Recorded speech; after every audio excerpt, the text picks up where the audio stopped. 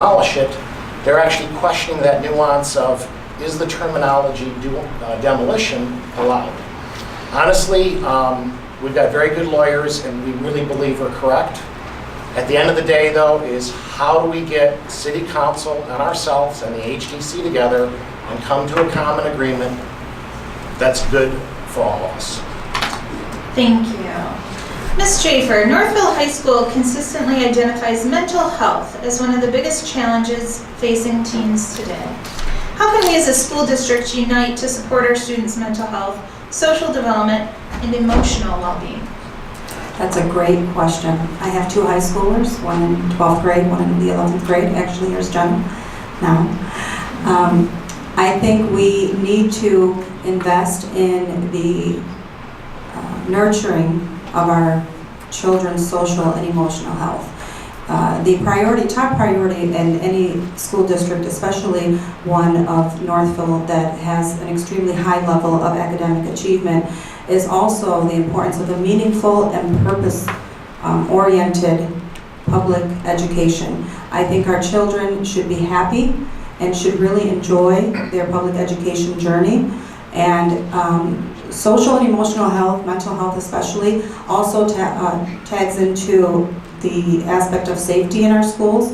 And I think it's important to understand our children and what some of the adolescents' emotional triggers are and how we can address that and continue to help them cope with the pressures of high school and especially at the rigorous academic level of Northville High School.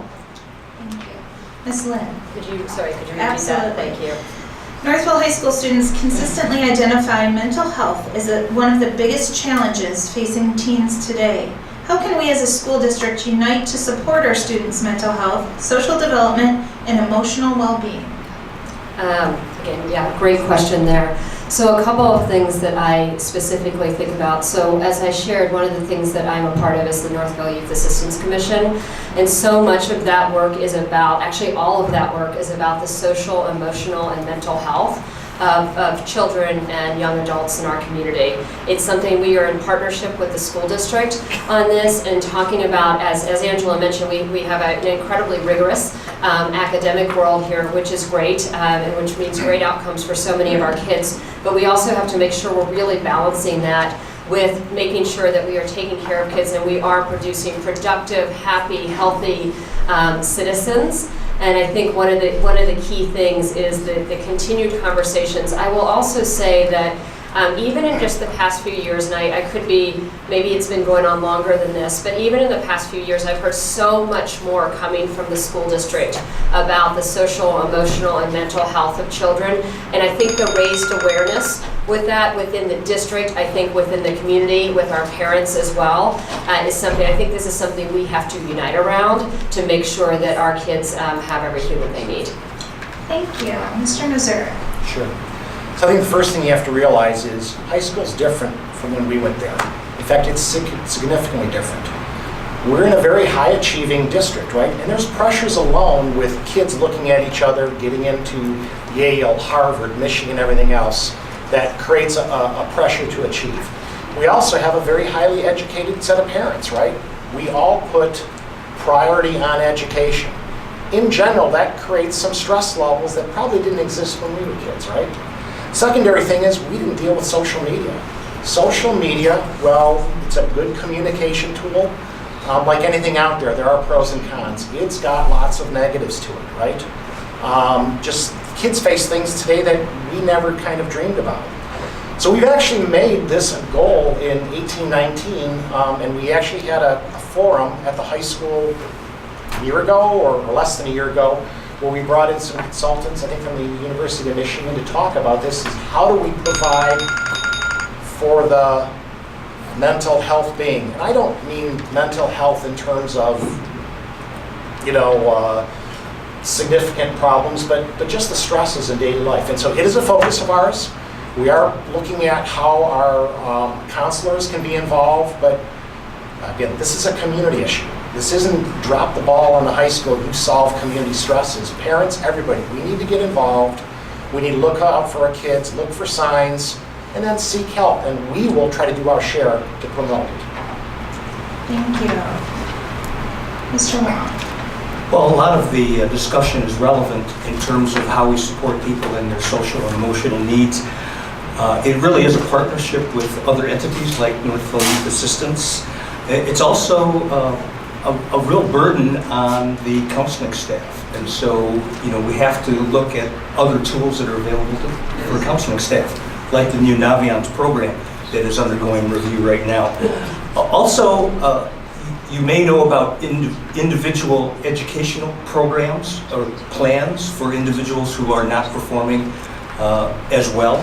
Well, there is a social and emotional pyramid plan, Tier 1, Tier 2, Tier 3, to address those people who are struggling in a social and emotional context. So there is sort of a parallel between the educational plan and the social and emotional plan. And that needs to be probably more broadly advertised as available. Great, thank you. Ms. Lynn, what is your plan to address vocational education for Northville students in the future? This is an interesting one. So where I went to high school, which is in Virginia, one of the pieces of my high school was, it was a very large high school, and there was a huge vocational program and component of that high school, an entire center, and I think it was an incredible space for everybody to be able to utilize. I know locally we have been able to implement some additional vocational and also partner with Livonia in terms of the vocational as well. I think about this a lot through the lens of, again, as we've talked about the academic rigor, so many of our students heading to college, but making sure that there are options for students for whom college may not be the thing, it may not be the thing immediately, and so how do we bring all of those things together? Unfortunately, and this is where some of this gets a little bit imperfect as potential members of the school board, is there's still a budgetary piece. So while I would love to see us with a space of more vocational within the district, I think the partnerships that we have, how do we continue to increase those? And the last thing I'll say is how do we also continue to make sure that vocational is something that is that we can embrace, and I don't necessarily mean we in this room, but that people can embrace, and it's something that is equally as important as some of the academic classes as well. Thank you. Mr. Mazurek. Okay, so hopefully some of you know, but the state has been looking at this issue as well. They passed something called the Marshall Plan, not to be confused with something 20, 30 years ago, right? But I believe they've set aside a number to the tune of about $59 million. I may be wrong, but somewhere in that range.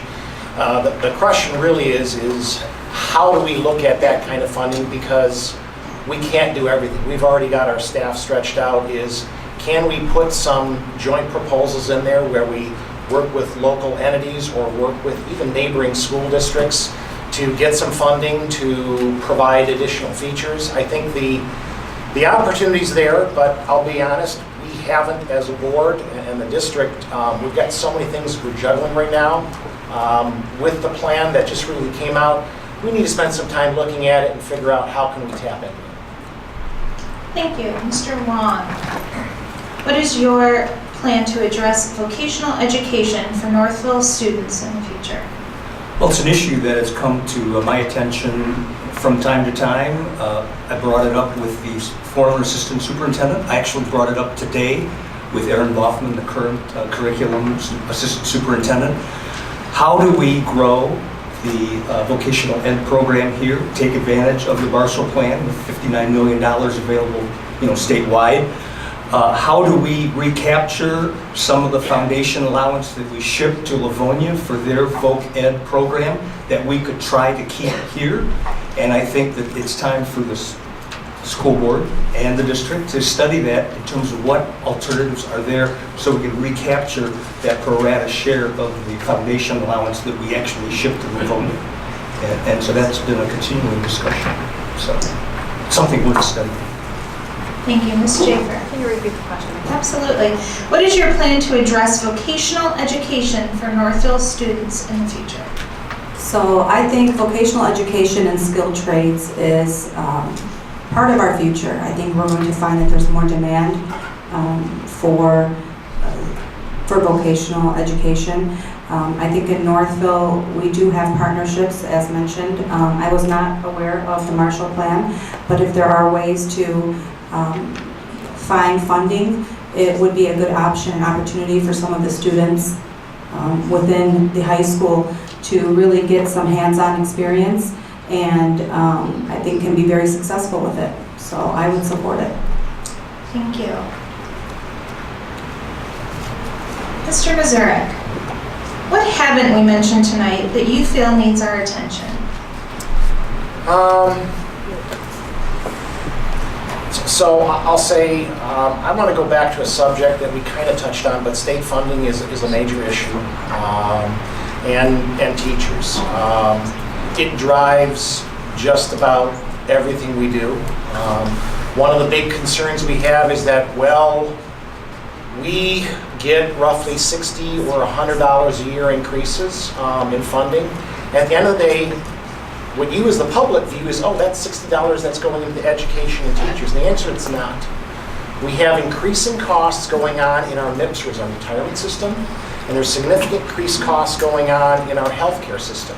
So that money we get from the state, what's actually happening, it's going to cover holes at MIPSers and it's going to cover holes in the healthcare plan. And what it means is we're just being squeezed every single day with fewer and fewer dollars put into funding of books, funding of teachers, funding of everything else. And so don't get confused by the statements that we're getting more money. Well, we truthfully are. We're getting squeezed with the amount of money that we can actually apply to the students. Thank you. Mr. Wong, what's one thing that we haven't touched on this evening? I think it's really paying attention to the curriculum and growing our curriculum and the options. Are we maintaining our edge in STEAM, in coding, in the arts?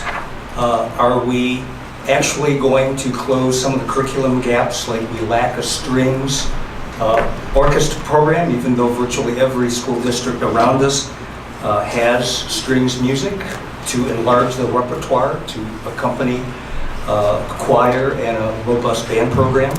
And also, what are the elements that we need to do to maintain our sterling reputation as a top 10 performing district? So those are the key elements, curriculum-wise. Ms. Schaefer. I think a very important element in today's challenge, some of the challenges we face, is school safety. We haven't really touched on school safety. I know that there are funds set aside from the bond of 2017 for controlled entry into the schools with the vestibules, but I believe that safety is a step further than that. I think it starts at a very young age with prevention. I think the more intervention we have at a young age with students in regards to social emotional health, school safety, partnering with our teachers on feedback and developing community outreach programs with our local law enforcement agencies. I think we have a great opportunity to ensure that our students are in a peaceful and safe learning environment if we just take the extra mile to reach out to our resources. Thank you. Ms. Lynn. So some of this has already been mentioned, but I think one of the questions that hasn't been asked is what should be the priorities for Northville Public Schools? And we've said some of those things this evening. School finance, obviously, and how do we really think about and continue to work within the per pupil amount that we have and do a stellar job continuing to keep our district as great as it is. I also think enrollment is something that we need to be thinking about. It is something that has been pretty, I've heard over the years, there's been some concerns about it possibly going down, and then we've been able to hold steady. This year we actually dropped. And when we drop, there's a per pupil amount that we lose as well as funding. So how do we really think about, as I think Roland, you said, this is a place where people want to be. So how do we make sure that continues to happen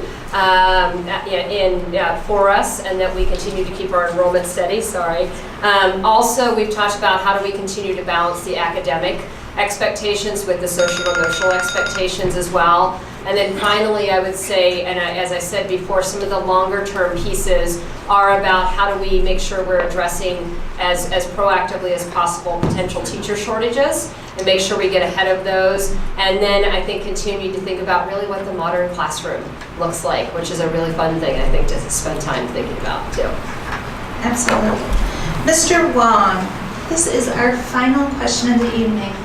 This will be followed by 2 minutes per candidate to make closing statements or discuss other topics that have been mentioned.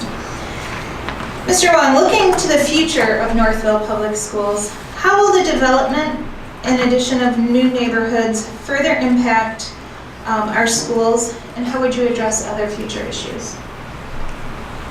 I think it's an issue that we pay attention to in terms of where the potential developments are, or where are the housing permits being pulled, that sort of thing.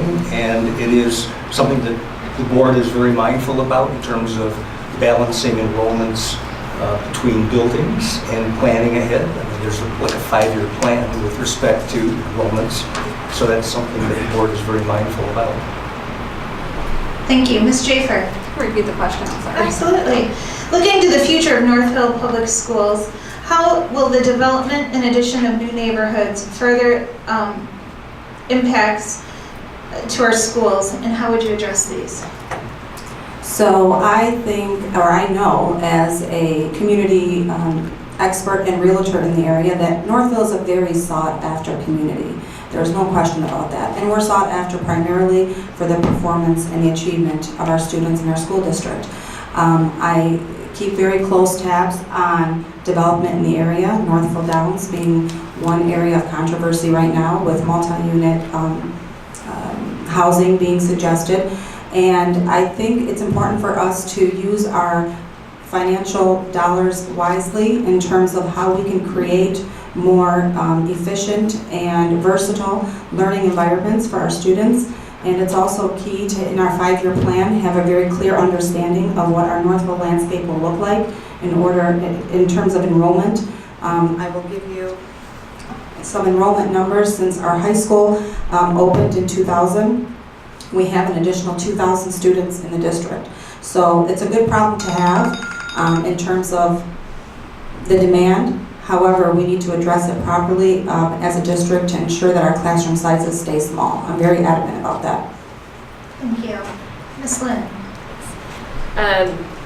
So, I live in one of the neighborhoods right next to Northville Downs, so I'm thinking about this a lot right now. But in terms of growth and impact, so a couple of things to think about is, one, when there are new houses being built, particularly, I'm just going to stay on the Downs because that's the largest potential place for growth, nobody lives there right now. So the good news is that if there are new houses built, the district and the school board can make a decision about where to send those students.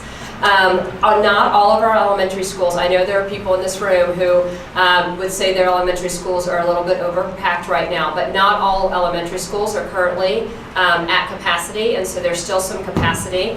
The other thing is that, Hillside Middle School is at 1,058 students, or they were 2 weeks ago. The new Hillside will be able to expand to 1,200 students, so there is some space.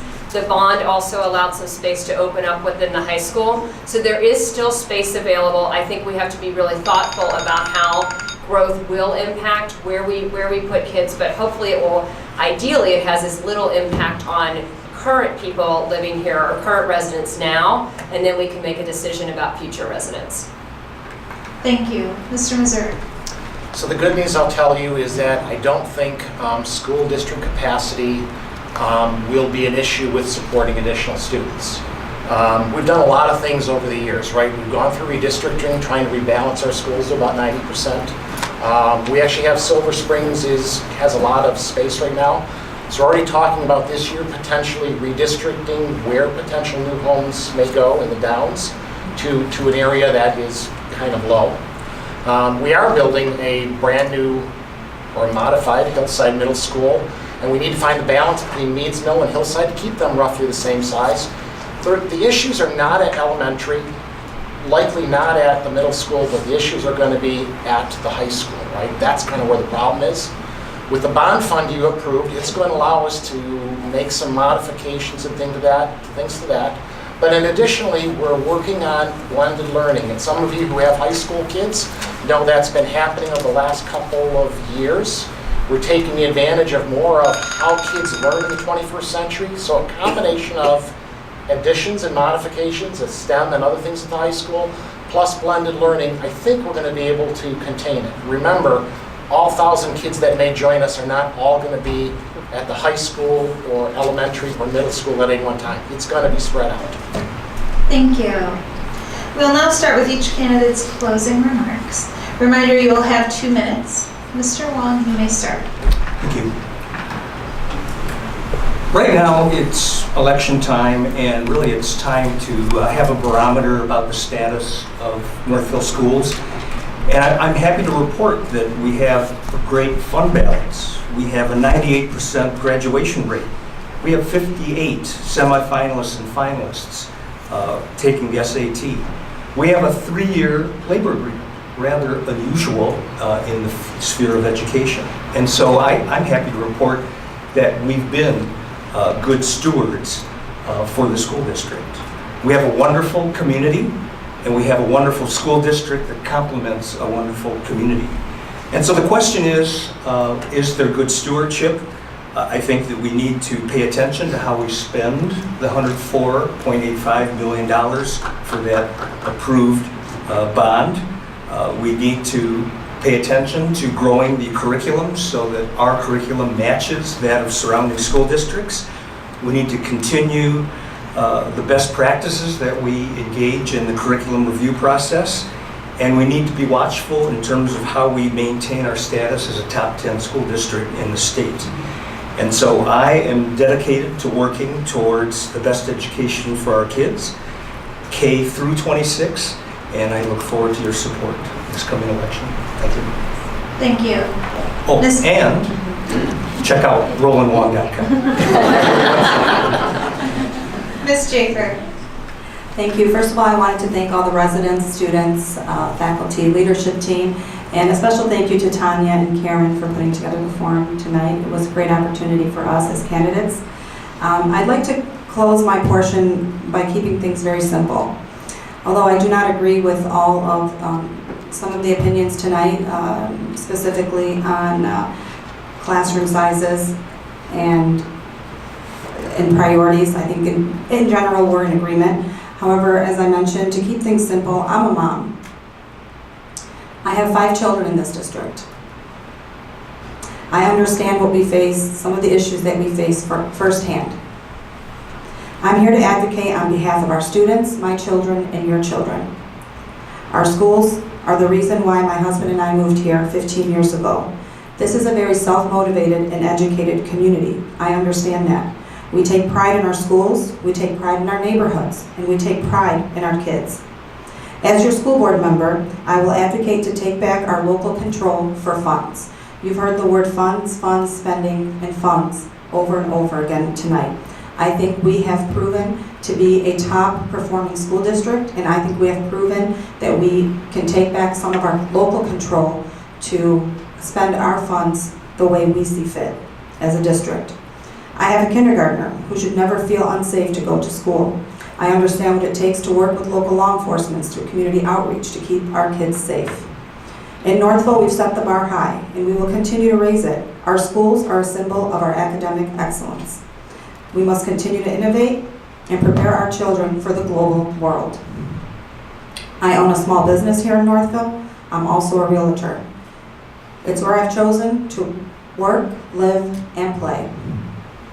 Residents have made a significant financial commitment to our schools and our students. With development on the rise in Northville, we need to ensure that our classroom sizes stay small. I'm Angela Jafer, and I'm asking for your vote on November 6th.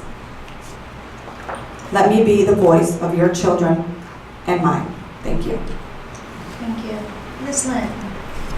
Thank you again for being here tonight, for coming out. I think we have, I was here a couple of years ago, and I think we have a bigger crowd tonight, so glad to see everybody here. I hope that this evening has given you a chance to make a more informed decision about school board. I know that the ballot is long this year, and we're somewhere on the back at the bottom, so I would encourage you all heard us tonight. I would encourage you all to talk to others, not only about what you heard, but have them check us out too, so they can make as informed decision as possible. When we think about school boards, they matter. Who's on school boards matter, and over the next several years, Northville will go through changes. They will go through growth. We will go through growth as a district and as a community, and I think it's important to have people who are on the school board who have experience managing growth, managing change, managing large organizations, and I bring that experience to you. I also feel like I am ready to sit in this seat on day one. Like I said, as a former educator, as somebody who has been in this work, as somebody who has walked into at least 100 different schools in this community and across this country, I understand what's happening in education. I understand what's happening in school districts. I have also, throughout the course of this campaign, come to every, all but one school board meeting, all of the committee of the whole meetings. I have been to PTA meetings. I have been listening and knocking on doors and hearing what people have to say within this community. I have met with the president of the Northville Teachers Association to understand and hear more about what are the concerns for our teachers. All of these things are things that I bring so that I am ready on day one to sit in this chair. That does not mean I don't have things to learn, but I feel like I'm ready to go for that. I do spend every day of my life working as a consultant in the education world, and I want to continue that work here with the Northville School Board. So I hope to have your vote on November 6th, and you can find more about me at SuzanneLynn4schoolboard.com. Thank you. Mr. Mazurek? So again, thank you for all coming. Over the last 8 years, I've represented you, what I hopefully believe is an open and honest manner, focusing on delivering the best educational system and practices that we can for our children. We address issues in a practical and open manner. We've built a strong financial foundation. We've put in place the tools to deliver 21st century education. We have strong leaders in our building, teachers, and our staff and principals. We've built a foundation, which I hopefully believe, in two-way communication with the community. We've built capability and new digital tools into our schools to facilitate learning and revised our curriculum to take advantage of those new tools, blended learning, for example. We're now upgrading our facilities to match along with the major focus on school, student, and staff security at every building. Bottom line is we've put in place a solid foundation to allow each and every student to achieve their potential. My priorities and what I commit to you over these next 4 years, should you agree and decide to vote for me, are delivering on time and within budget the bond facilities proposal that you as the community put in our hands, including the significant upgrades to safety and security for students and staff. To lobby our legislator to update the state funding to deal with the growing issues of retirement NIPSers and rising healthcare costs and retention of teachers. To continue to drive the growth in STEM and science at all grade levels. To gain consensus and agreement on our next 5-year goals, and to continue to review our curriculum design to make sure that we're utilizing the best practices, methodologies, as well as utilizing the latest digital tools for teaching. I thank you for your time, and I ask you for your vote on November 6th, and I ask that you allow this school board to continue what I believe is the stellar performance we've had going to the future. Thank you. Thank you. And thank you to each of the candidates for their participation in tonight's forum. Thank you to the Northville School District Central Office staff and the Hillside Middle School for their work in securing the use of the forum tonight and their help in communicating this event to the school district and to the community. Thank you all of you that are in attendance tonight and watching from home.